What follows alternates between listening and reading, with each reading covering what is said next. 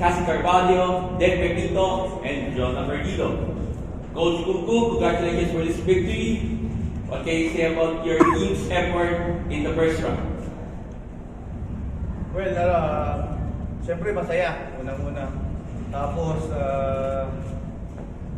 mahaba pa rin ang liga, pero still, luckily na 7 yung namin, yung parkado namin yung first round, na 7-0 namin. So, mas malaking challenge yung papasok ng second round.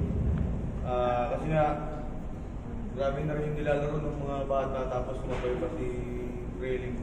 Ang worry nga namin, baka hindi makapag-perform yung mga bata kasi nga level red yung buyas ng mga ano. Yun ang isang worry namin yung sa magiging performance nila.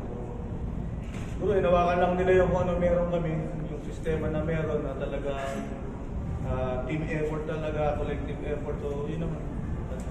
Siniswerte pa rin hanggang sa He goes to Akepuyos. He had 18 attacks, 10 picks, and 10 receptions. You're still unbeaten here sa college. So, ano yung masasabi mo na yung first round nyo? Although maraming challenges, you're able to complete a first round. So, ano masasabi?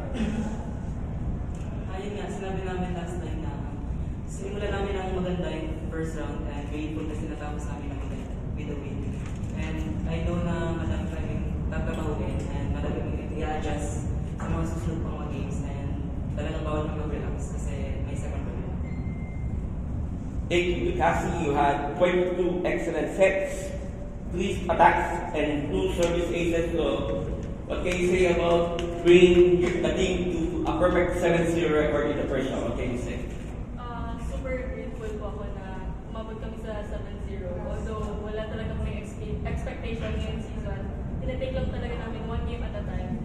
And gusto lang namin umuwi ng walang regrets. Kaya nagpa-perform pa rin kami and tinatry namin yung best namin. Kasi kapag pagpabaya kami, pwedeng mawala sa amin yung next time.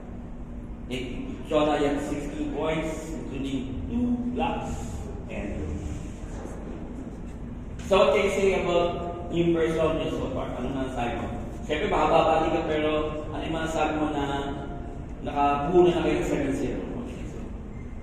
Sa sinabi ko ng dalawang teammates ko, grateful ako and masaya kasi ganito yung standing namin ngayon. And sa second round, kailangan ko din namin pagtrabaho. Thank you. To them, you have 21 points and 12 things. So, ikaw ang isa sa mga key players itong success nyo sa first round. So, paano nyo masusustain ito? Kasi lalo sa second round, every point, every set, and every match counts. So, ano sa Siyempre, mag-stick lang talaga kami kung anong goal namin this season. Ayun. And yun nga, sinabi nila na no expectation na kami talaga this season. And ayun, ang importante for us is mapakita namin kung ano talaga yung training namin.